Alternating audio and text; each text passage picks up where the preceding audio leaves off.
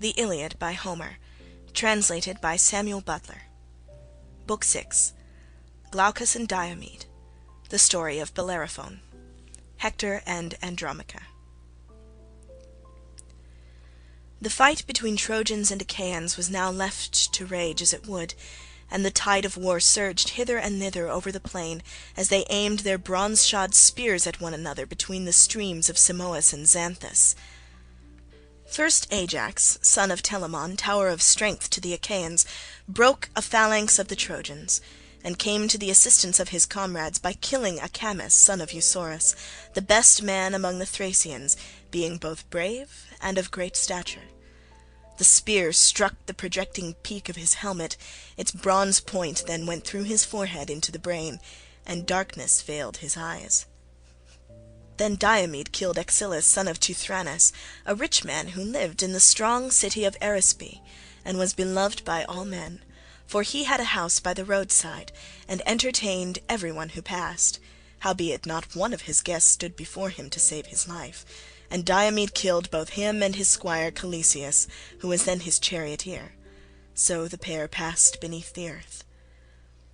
Euryalus killed Dresus and Opheltius, and then went in pursuit of Asipus and Pedasus, whom the naiad nymph Abarbarea had borne to noble Bucolion. Bucolion was eldest son to Laomedon, but he was a bastard. While tending his sheep he had converse with the nymph, and she conceived twin sons. These the son of Mecisteus now slew, and he stripped the armour from their shoulders. Polypoetes then killed Astyalus, Ulysses, Pidytes of Percote, and Teucer Aretaean. Ablerus fell by the spear of Nestor's son Antilochus, and Agamemnon, king of men, killed Elatus, who dwelt in Pedasus by the banks of the river Satnoius. Leitus killed Phylacus as he was flying, and Eurypylus slew Melanthus. Then Menelaus of the loud war-cry took Adrestus alive, for his horses ran into a tamarisk bush, as they were flying wildly over the plain, and broke the pole from the car. They went on towards the city along with the others in full flight, but Adrestus rolled out, and fell in the dust flat on his face by the wheel of his chariot. Menelaus came up to him, spear in hand, but Adrestus caught him by the knees, begging for his life. "Take me alive," he cried, "son of Atreus, and you shall have a full ransom for me. My father is rich, and has much treasure of gold, bronze, and wrought iron laid by in his house. From this store he will give you a large ransom should he hear of my being alive and at the ships of the Achaeans." Thus did he plead, and Menelaus was for yielding and giving him to a squire to take to the ships of the Achaeans, but Agamemnon came running up to him and rebuked him. "My good Menelaus," said he, "this is no time for giving quarter. Has then your house fared so well at the hands of the Trojans? Let us not spare a single one of them, not even the child unborn and in its mother's womb. Let not a man of them be left alive, but let all in Ilius perish, unheeded and forgotten." Thus did he speak, and his brother was persuaded by him, for his words were just. Menelaus therefore thrust Adrestus from him, whereon King Agamemnon struck him in the flank, and he fell. Then the son of Atreus planted his foot upon the breast to draw his spear from the body. Meanwhile Nestor shouted to the Argives, saying, "My friends, Danaan warriors, servants of Mars, let no man lag that he may spoil the dead, and bring back much booty to the ships. Let us kill as many as we can. The bodies will lie upon the plain, and you can despoil them later at your leisure." With these words he put heart and soul into them all. And now the Trojans would have been routed and driven back into Ilius had not Priam's son Helenus, wisest of augurs, said to Hector and Aeneas, "Hector and Aeneas, you two are the mainstays of the Trojans and Lycians, for you are foremost at all times, alike in fight and counsel. Hold your ground here, and go about among the host to rally them in front of the gates, or they will fling themselves into the arms of their wives, to the great joy of our foes. Then, when you have put heart into all our companies, we will stand firm here and fight the Danaans however hard they press us, for there is nothing else to be done. Meanwhile, do you, Hector, go to the city and tell our mother what is happening. Tell her to bid the matrons gather at the temple of Minerva in the Acropolis. Let her then take her key and open the doors of the sacred building. There, upon the knees of Minerva, let her lay the largest, fairest robe she has in her house, the one she sets most store by. Let her moreover promise to sacrifice 12 yearling heifers that have never yet felt the goad, in the temple of the goddess, if she will take pity on the town, with the wives and little ones of the Trojans, and keep the son of Tydeus from falling on the goodly city of Ilius, for he fights with fury and fills men's souls with panic. I hold him mightiest of them all. We did not fear even their great champion Achilles, son of a goddess though he be, as we do this man. His rage is beyond all bounds, and there is none can vie with him in prowess." Hector did as his brother bade him. He sprang from his chariot, and went about everywhere among the host, brandishing his spears, urging the men on to fight, and raising the dread cry of battle.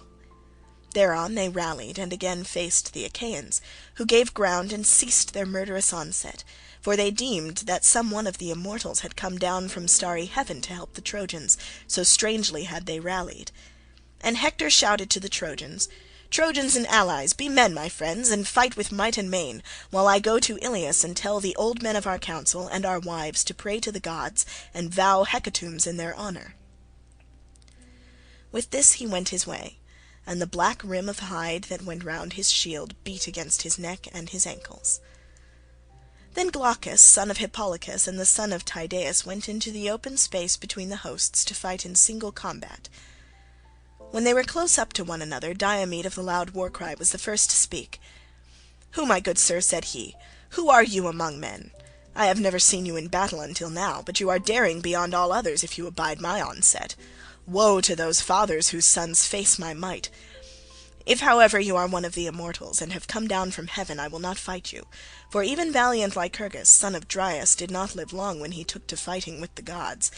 He it was drove the nursing women who were in charge of frenzied Bacchus through the land of Nysa, and they flung their thyrsi on the ground, as murderous Lycurgus beat them with his ox-goad. Bacchus himself plunged terror-stricken into the sea, and Thetis took him to her bosom to comfort him, for he was scared by the fury with which the man reviled him. Thereon the gods who live at ease were angry with Lycurgus, and the son of Saturn struck him blind, nor did he live much longer after he had become hateful to the immortals. Therefore I will not fight with the blessed gods, but if you are of them that eat the fruit of the ground, draw near and meet your doom." And the son of Hippolochus answered, "Son of Tydeus, why ask me of my lineage? Men come and go as leaves year by year upon the trees. Those of autumn the wind sheds upon the ground, but when spring returns the forest buds forth with fresh vines. Even so is it with the generations of mankind. The new spring up as the old are passing away. If then you would learn my descent, it is one that is well known to many. There is a city in the heart of Argos, pasture land of horses, called Ephyra, where Sisyphus lived, who was the craftiest of all mankind. He was the son of Aeolus, and had a son named Glaucus, who was father to Bellerophon, whom heaven endowed with the most surpassing comeliness and beauty. But Proetus devised his ruin, and being stronger than he, drove him from the land of the Argives over which Jove had made him ruler. For Antea, wife of Proetus, lusted after him, and would have had him lie with her in secret. But Bellerophon was an honourable man, and would not, so she told lies about him to Proetus. Proetus, said she, kill Bellerophon or die, for he would have had converse with me against my will. The king was angered, but shrank from killing Bellerophon, so he sent him to Lycia with lying letters of introduction, written on a folded tablet and containing much ill against the bearer. He bade Bellerophon show these letters to his father-in-law, to the end that he might thus perish. Bellerophon therefore went to Lycia, and the gods conveyed him safely. When he reached the river Xanthus, which is in Lycia, the king received him with all good will, feasted him 9 days, and killed 9 heifers in his honour. But when rosy-fingered morn appeared upon the 10th day, he questioned him, and desired to see the letter from his son-in-law Proetus. When he had received the wicked letter, he first commanded Bellerophon to kill that savage monster the Chimera, who was not a human being but a goddess, for she had the head of a lion and the tail of a serpent, while her body was that of a goat, and she breathed forth flames of fire. But Bellerophon slew her, for he was guided by signs from heaven. He next fought the far-famed Solymi, and this he said was the hardest of all his battles. Thirdly, he killed the Amazons, women who were the peers of men, and as he was returning thence the king devised yet another plan for his destruction. He picked the bravest warriors in all Lycia and placed them in ambuscade. But not a man ever came back, for Bellerophon killed every one of them. Then the king knew that he must be the valiant offspring of a god, so he kept him in Lycia, gave him his daughter in marriage, and made him of equal honour in the kingdom with himself.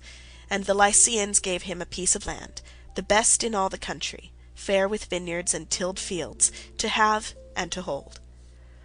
The king's daughter bore Bellerophon 3 children, Isander, Hippolochus, and Laodamia.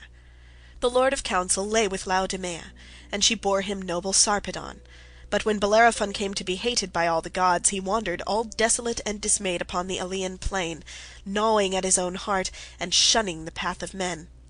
Mars, insatiate of battle, killed his son Isander while he was fighting the Solymi.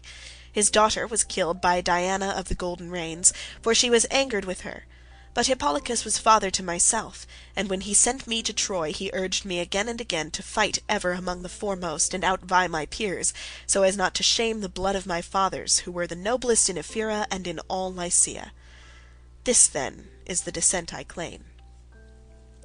Thus did he speak, and the heart of Diomed was glad.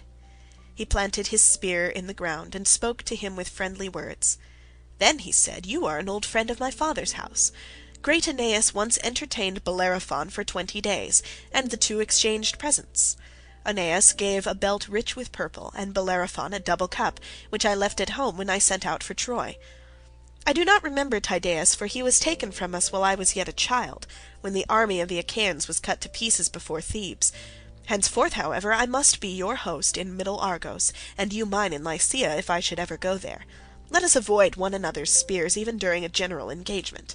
There are many noble Trojans and allies whom I can kill, if I overtake them and heaven delivers them into my hand. So again with yourself, there are many Achaeans whose lives you may take if you can. We two, then, will exchange armour, that all present may know of the old ties that subsist between us." With these words they sprang from their chariots, grasped one another's hands, and plighted friendship. But the son of Saturn made Glaucus take leave of his wit, for he exchanged golden armour for bronze, the worth of 100 head of cattle for the worth of 9. Now when Hector reached the Scaean gates and the oak tree, the wives and daughters of the Trojans came running towards him to ask after their sons, brothers, kinsmen, and husbands. He told them to set about praying to the gods, and many were made sorrowful as they heard him. Presently he reached the splendid palace of King Priam, adorned with colonnades of hewn stone. In it there were 50 bedchambers, all of hewn stone, built near one another, where the sons of Priam slept, each with his wedded wife. Opposite these, on the other side of the courtyard, there were 12 upper rooms, also of hewn stone for Priam's daughters, built near one another, where his sons-in-law slept with their wives. When Hector got there, his fond mother came to him with Laodice the fairest of her daughters. She took his hand within her own and said, "My son, why have you left the battle to come hither? Are the Achaeans, woe betide them, pressing you hard about the city, that you have thought fit to come and uplift your hands to Jove from the citadel? Wait till I can bring you wine, that you may make offering to Jove and to the other immortals, and may then drink and be refreshed. Wine gives a man fresh strength when he is wearied, as you now are with fighting on behalf of your kinsmen." And Hector answered, "Honoured mother, bring no wine, lest you unman me and I forget my strength. I dare not make a drink offering to Jove with unwashed hands. One who is bespattered with blood and filth may not pray to the son of Saturn. Get the matrons together, and go with offerings to the temple of Minerva, driver of the spoil. There, upon the knees of Minerva, lay the largest and fairest robe you have in your house, the one you set most store by.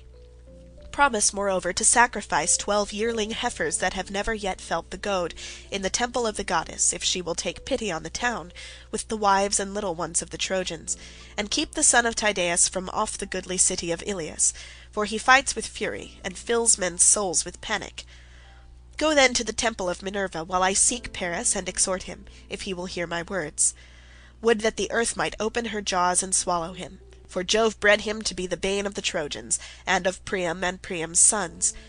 Could I but see him go down into the house of Hades, my heart would forget its heaviness." His mother went into the house, and called her waiting women, who gathered the matrons throughout the city. She then went down into her fragrant storeroom, where her embroidered robes were kept, the work of Sidonian women, whom Alexandrus had brought over from Sidon when he sailed the seas upon that voyage during which he carried off Helen. Hecuba took out the largest robe, and the one that was most beautifully enriched with embroidery, as an offering to Minerva. It glittered like a star, and lay at the very bottom of the chest. With this she went on her way, and many matrons with her. When they reached the temple of Minerva, lovely Theano, daughter of Cisseus and wife of Antenor, opened the doors, for the Trojans had made her priestess of Minerva. The women lifted up their hands to the goddess with a loud cry, and Theano took the robe to lay it upon the knees of Minerva, praying the while to the daughter of great Jove. "Holy Minerva," she cried, "protectress of our city, mighty goddess, break the spear of Diomed and lay him low before the Scaean gates.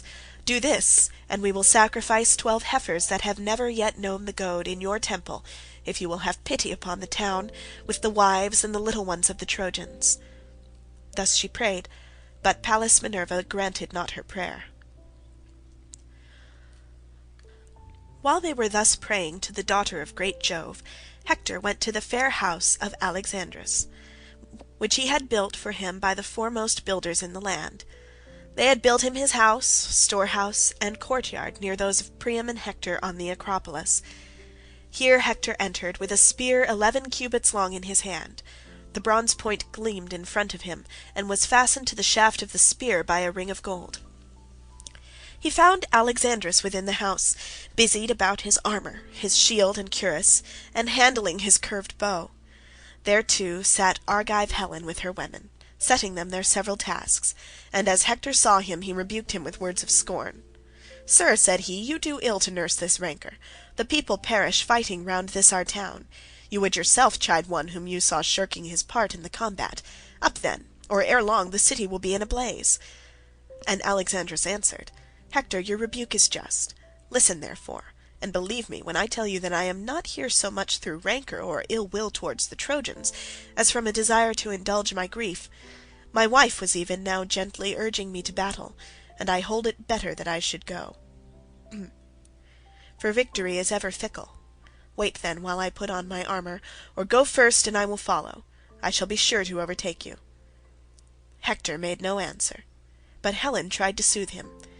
"Brother," said she, "to my abhorred and sinful self, would that a whirlwind had caught me up on the day my brother brought me forth, and had borne me to some mountain or to the waves of the roaring sea that should have swept me away ere this mischief had come about.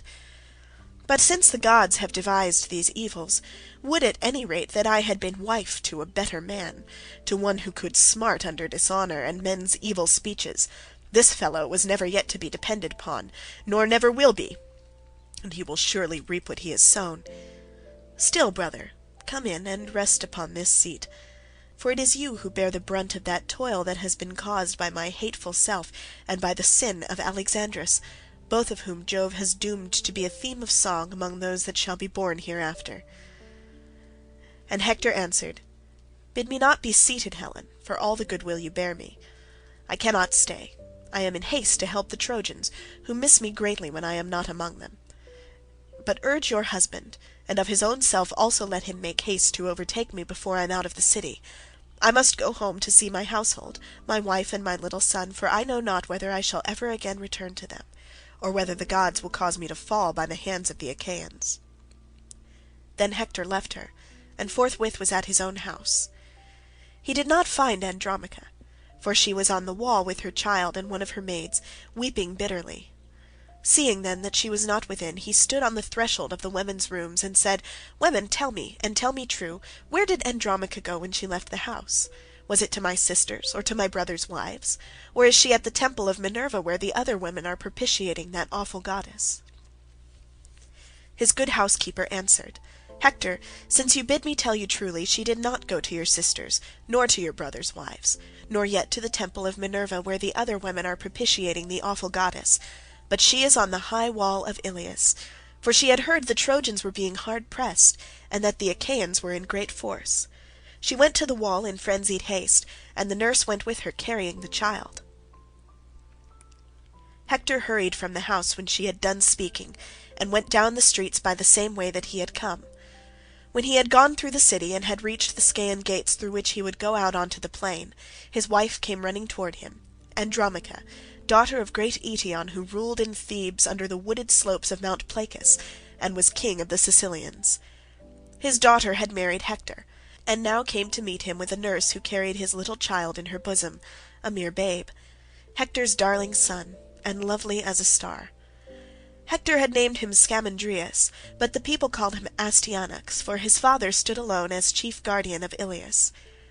Hector smiled as he looked upon the boy, but did not speak, and Andromache stood beside him, weeping and taking his hand in her own. "Dear husband," said she, "your valour will bring you to destruction. Think on your infant son, and on my hapless self, who ere long shall be your widow, for the Achaeans will set upon you in a body and kill you. It would be better for me, should I lose you, to lie dead and buried, for I shall have nothing left to comfort me when you are gone, save only sorrow. I have neither father nor mother now. Achilles slew my father when he sacked Thebe, the goodly city of the Sicilians. He slew him, but did not for very shame despoil him. When he had burned him in his wondrous armour, he raised a barrow over his ashes, and the mountain nymphs, daughters of aegis-bearing Jove, planted a grove of elms about his tomb. I had 7 brothers in my father's house, but on the same day they all went within the house of Hades. Achilles killed them, as they were with their sheep and cattle. My mother, her who had been queen of all the land under Mount Bacchus, he brought hither with the spoil, and freed her for a great sum, but the archer-queen Diana took her in the house of your father. Nay, Hector, you who to me are father, mother, brother, and dear husband, have mercy upon me. Stay here upon this wall, make not your child fatherless, and your wife a widow. As for the host, place them near the fig tree, where the city can be best scaled and the wall is weakest.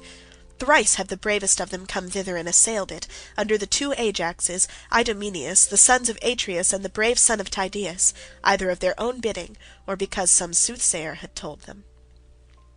And Hector answered, "Wife, I too have thought on all this.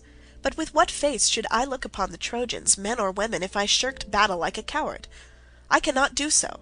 I know nothing save to fight bravely in the forefront of the Trojan host, and win renown alike for my father and myself. Well do I know that the day will surely come when mighty Ilius shall be destroyed with Priam and Priam's people. But I grieve for none of these, not even for Hecuba, nor King Priam, nor for my brothers, many and brave, who may fall in the dust before their foes.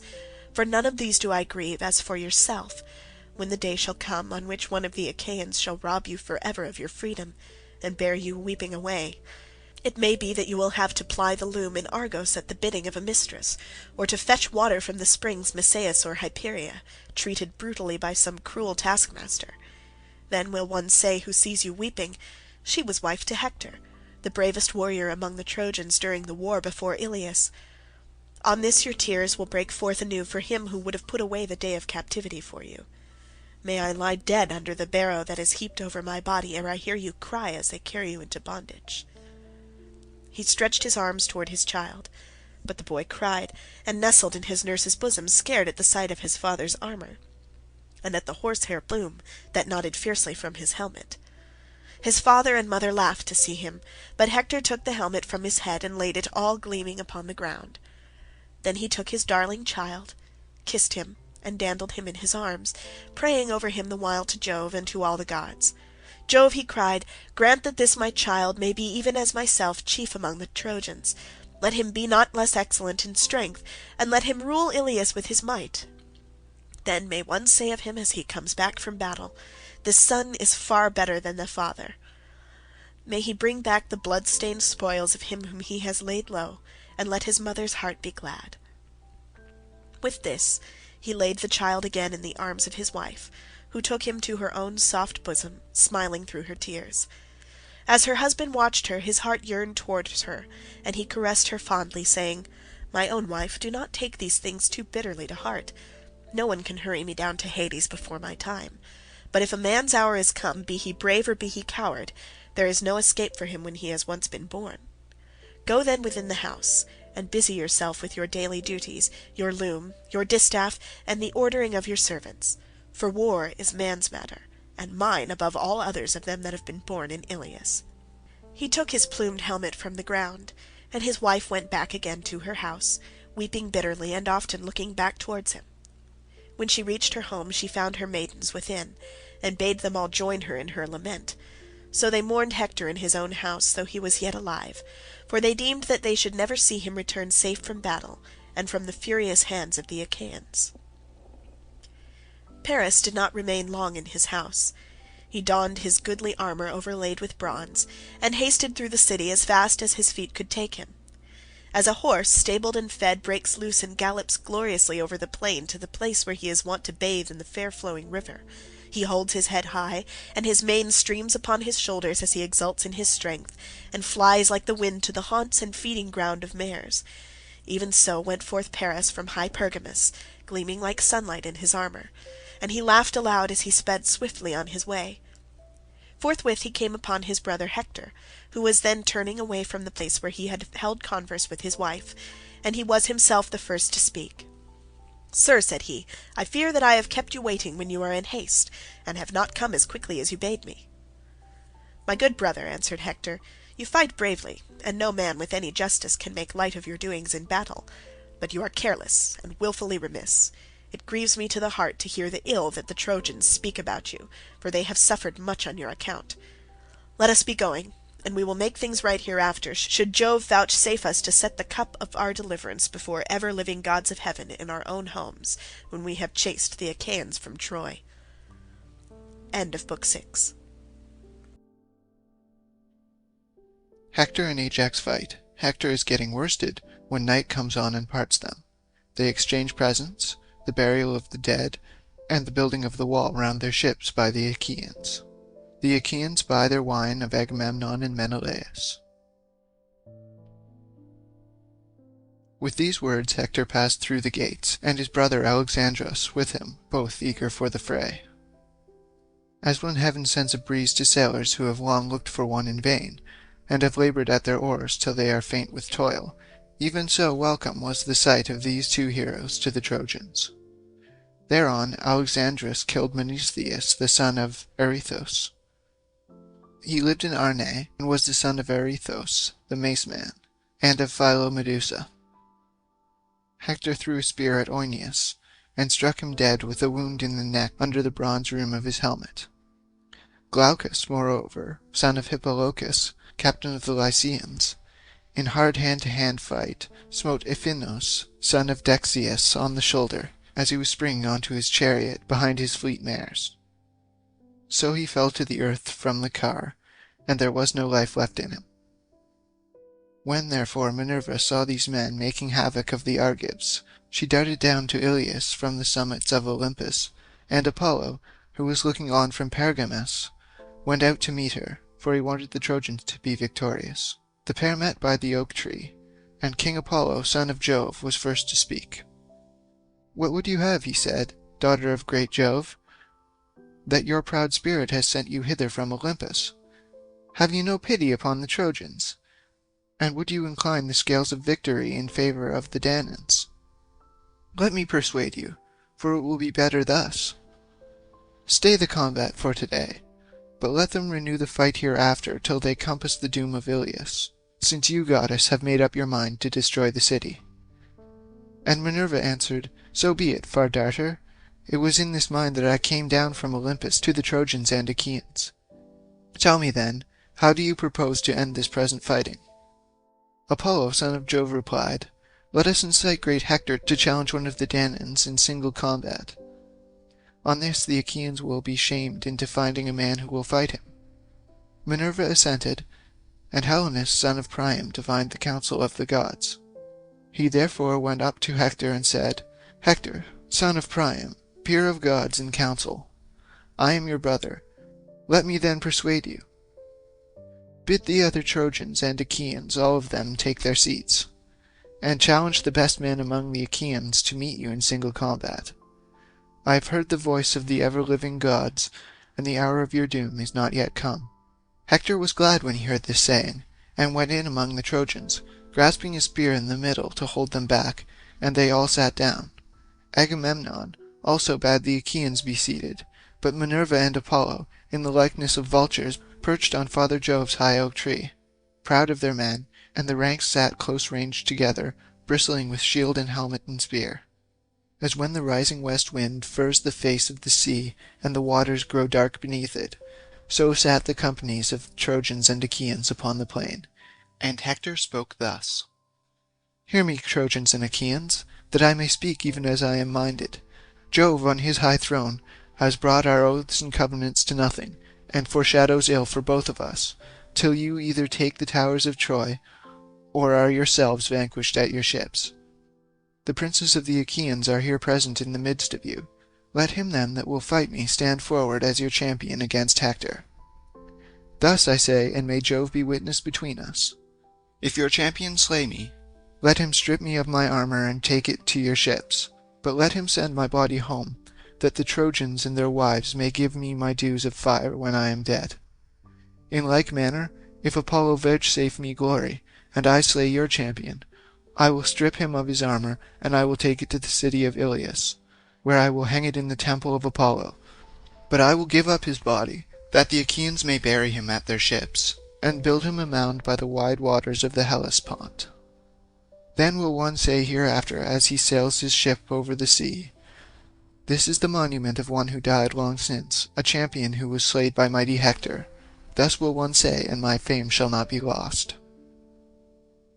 Thus did he speak, but they all held their peace, ashamed to decline the challenge, yet fearing to accept it, till at last Menelaus rose and rebuked them, for he was angry.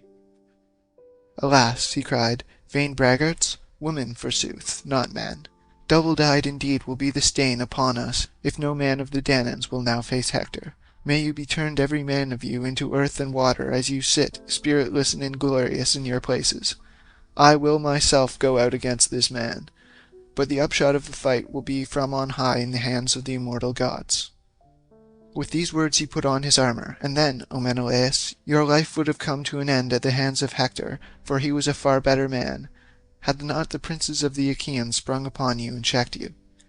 King Agamemnon caught him by the right hand and said, Menelaus, you are mad. A truce to this is folly. Be patient in spite of passion. Do not think of fighting a man so much stronger than yourself as Hector, son of Priam, who is feared by many another as well as you. Even Achilles, who is far more doughty than you are, shrank from meeting him in battle. Sit down your own people, and the Achaeans will send some other champion to fight Hector. Fearless and fond of battle though he be, I ween his knees will bend gladly under him if he comes out alive from the hurly-burly of this fight. With these words of reasonable counsel he persuaded his brother, whereon his squires gladly stripped the armor from off his shoulders. Then Nestor rose and spoke. Of a truth, he said, the Achaean land is fallen upon evil times. The old knight Peleus, counsellor and orator among the Myrmidons, loved when I was in his house to question me concerning the race and lineage of all the Argives. How would it not grieve him could he hear of them now as quailing before Hector? Many a time would he lift his hands in prayer that his soul might leave his body and go down within the house of Hades. Would by Father Jove, Minerva, and Apollo that I was still young and strong, as when the Pylians and Arcadians were gathered in fight by the rapid river Caledon, under the walls of Phea, and round about the waters of the river Iardanus. The godlike hero Ereuthalion stood forward as their champion, with the armor of King Areithous upon his shoulders. Areithous, whom men and women surnamed the Mace Man, because he fought neither with bow nor spear, but broke the battalions of the foe with his iron mace.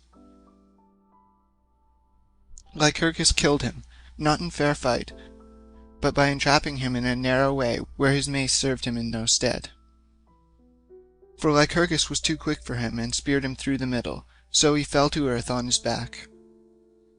Lycurgus then spoiled him of the armor which Mars had given him, and bore it in battle thenceforward. But when he grew old and stayed at home, he gave it to his faithful squire Ereuthalion, who in the same armor challenged the foremost men among us. But my high spirit bade me fight him, though none other would venture. I was the youngest man of them all, but when I fought him, Minerva vouchsafed me victory. He was the biggest and strongest man I ever killed, and conquered much ground as he laid sprawled upon the earth. Would that I were still young and strong as I was then, for the son of Priam would then soon find one who would face him. Foremost among the whole host though you be, have none of you any stomach for fighting Hector? Thus did the old man rebuke them, and forthwith 9 men started to their feet. Foremost of all uprose King Agamemnon, and after him brave Diomed, the son of Tydeus. Next were the 2 Ajaxes, men clothed in valour as with a garment, and then Idomeneus, and Meriones his brother in arms. After these Eurypylus, son of Oimon, Thoas, son of Andreamon, and Ulysses also rose. Then Nestor, knight of Gerene, again spoke, saying, "Cast lots among you to see who will be chosen. If he comes alive out of this fight, he will have done good service alike to his own soul and to the Achaeans." Thus he spoke, and when each of them had marked his lot, and had thrown it into the helmet of Agamemnon, son of Atreus, the people lifted their hands in prayer. And thus would one of them say as he looked into the vault of heaven, "Father Jove, grant that the lot fall on Ajax, or on the son of Tydeus, or upon the king of rich Mycenae himself." As they were speaking, Nestor, knight of Gerene, shook the helmet, and from it there fell the very lot which they wanted, the lot of Ajax. The herald bore it about and showed it to all the chieftains of the Achaeans, going from left to right, but they none of them owned it. When, however, in due course he reached the man who had written upon it and had put it into the helmet, the brave Ajax held out his hand, and the herald gave him the lot. When Ajax saw his mark he knew it and was glad. He threw it to the ground and said, "My friends, the lot is mine, and I rejoice, for I shall vanquish Hector. I will put on my armour. Meanwhile, pray to King Jove in silence among yourselves, that the Trojans may not hear you, or aloud if you will, for we fear no man. None shall overcome me, neither by force nor cunning, for I was born and bred in Salamis, and can hold my own in all things." With this they fell praying to King Jove, the son of Saturn, and thus would one of them say as he looked into the vault of heaven, "Father Jove, that rulest from Ida, most glorious in power, vouchsafe victory to Ajax, and let him win great glory. But if you wish well to Hector also, and would protect him, grant to each of them equal fame and prowess." Thus they prayed, and Ajax armed himself in his suit of gleaming bronze. When he was in full array, he sprang forward as monstrous Mars when he takes part among men whom Jove has set fighting with one another. Even so did huge Ajax, bulwark of the Achaeans, spring forward with a grim smile on his face as he brandished his long spear and strode onward.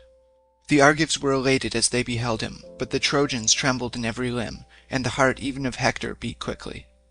But he could not now retreat and withdraw into the ranks behind him, for he had been the challenger. Ajax came up, bearing his shield in front of him like a wall, a shield of bronze with 7 folds of oxhide, the work of Tychius, who lived in Hylè and was by far the best worker in leather. He had made it with the hides of 7 full-fed bulls, and over these he had set an 8th layer of bronze. Holding his shield before him, Ajax, son of Telamon, came close up to Hector, and menaced him, saying, "Hector, you shall now learn, man to man, what kind of champions the Danaans have among them, even besides the lion-hearted Achilles, cleaver of the ranks of men. He now abides at the ships in anger with Agamemnon, shepherd of his people, but there are many of us who are well able to face you. Therefore begin the fight." And Hector answered, "Noble Ajax, son of Telamon, captain of the host, treat me not as though I were some puny boy or woman that cannot fight. I have long been used to the blood and butcheries of battle. I am quick to turn my leathered shield either to the right or left, for this I deem the main thing in battle.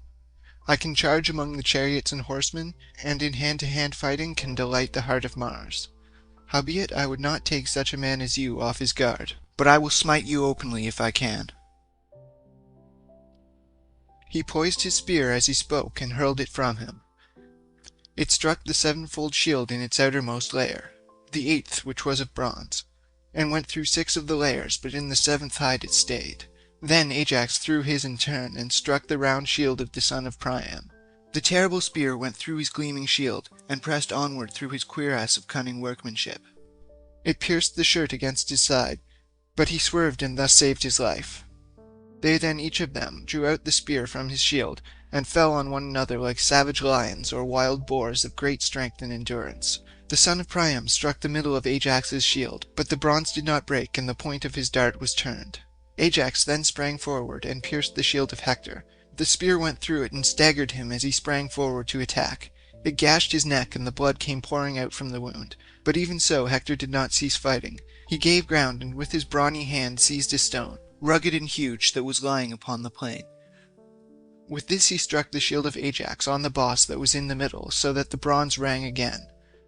But Ajax in his turn caught up a far larger stone, swung it aloft, and hurled it with prodigious force.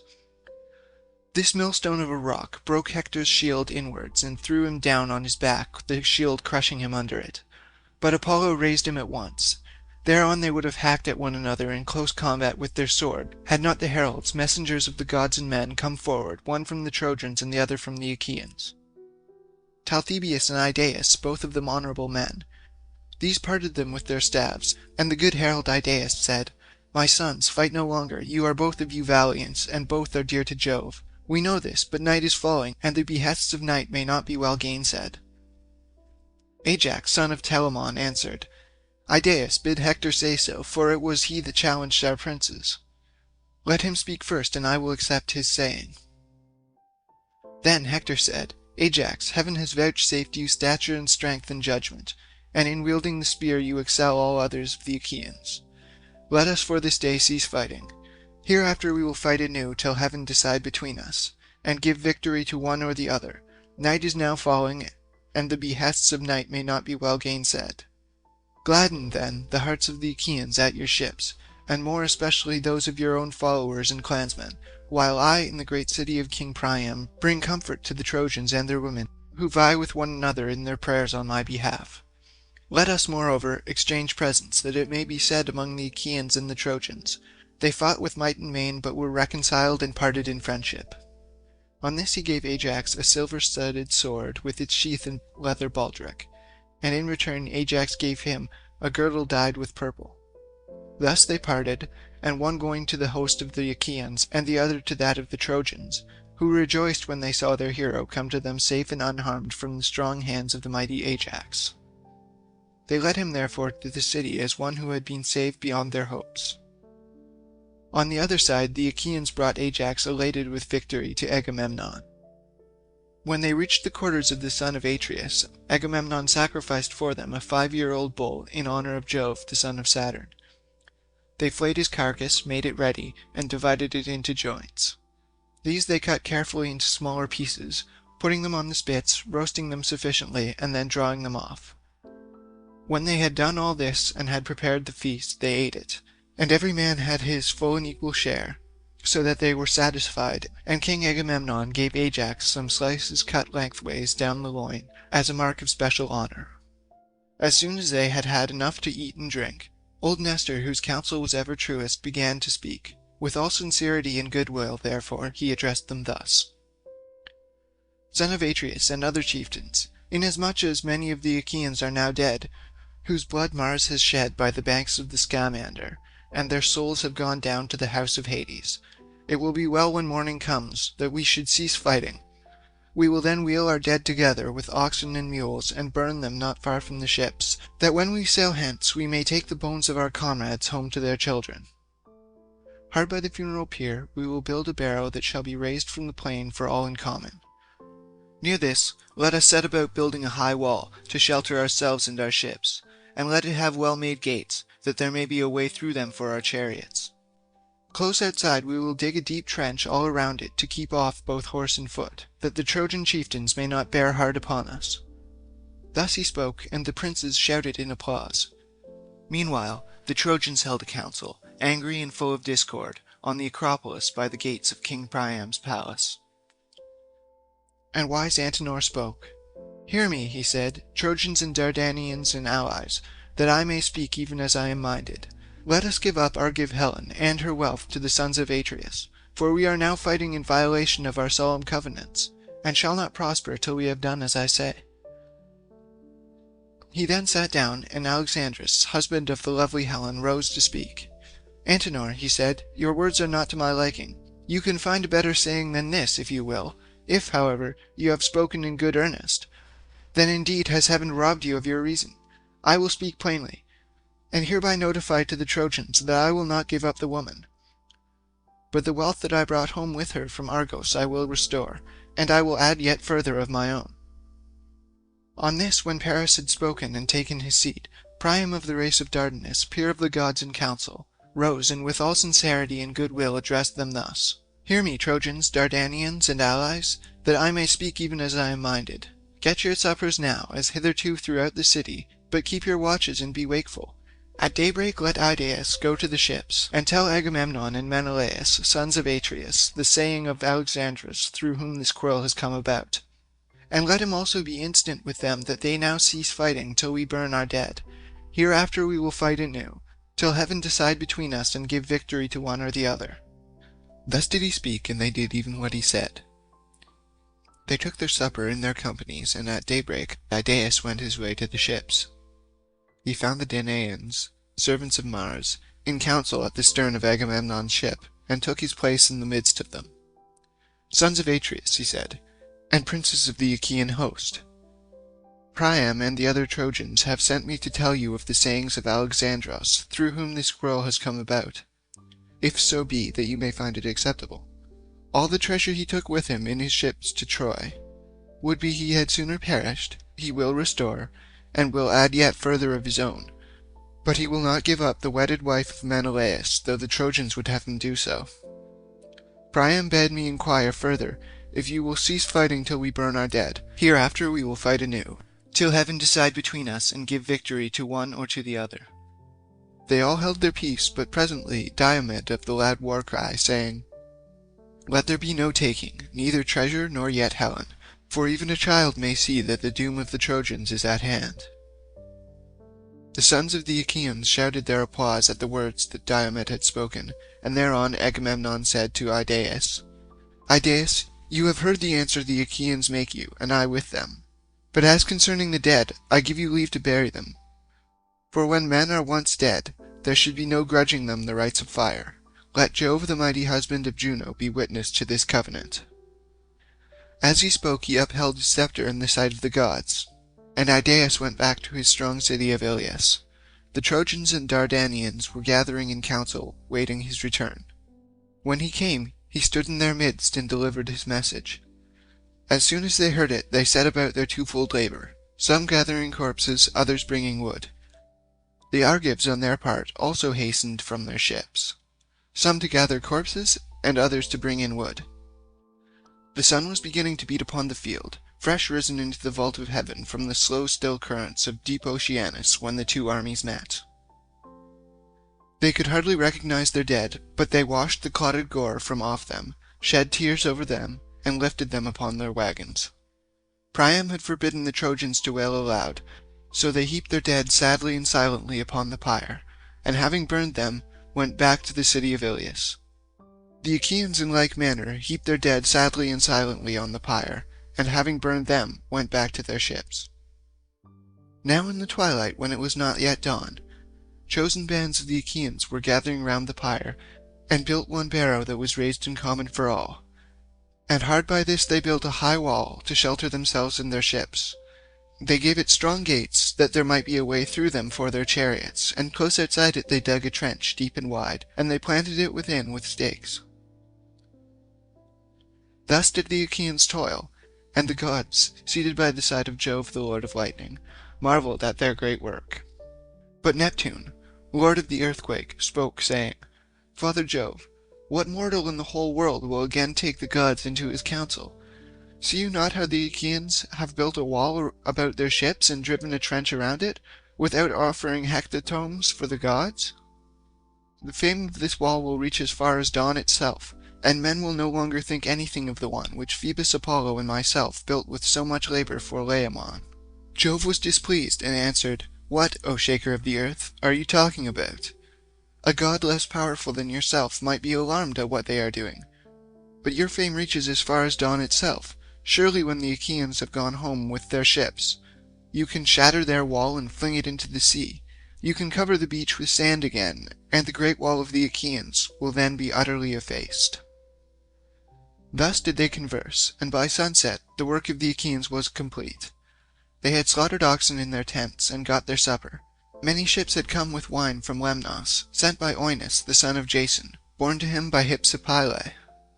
The son of Jason freighted them with 10,000 measures of wine, which they sent specially to the sons of Atreus, Agamemnon, and Menelaus. From this supply the Achaeans bought their wine, some with bronze, some with iron, some with hides, some with whole heifers, and some again with captives. They spread a goodly banquet, and feasted the whole night through, as also did the Trojans and their allies in the city. But all the time Jove boded ill and roared with his portentous thunder. Pale fear got hold upon them, and they spilled the wine from their cups onto the ground, nor did any dare to drink till he had made offerings to the most mighty son of Saturn. Then they laid themselves down to rest, and enjoyed the boon of sleep. End of Book 7 of the Iliad.